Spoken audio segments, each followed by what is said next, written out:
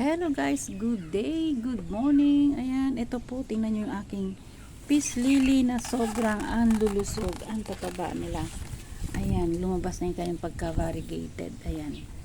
Oh, lumabas na. Dati wala po yan. Tsaka ang tataba nila ngayon. Alam mo, nilagay ko dito.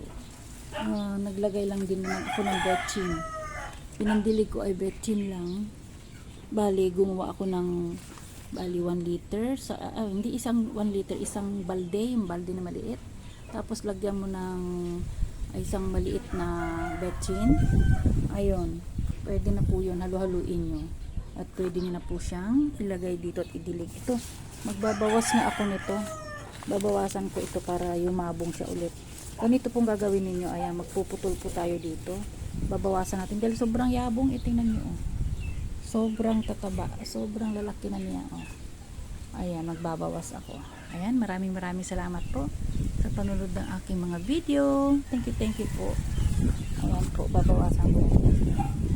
Thank you. Please subscribe, like, and share. Thank you.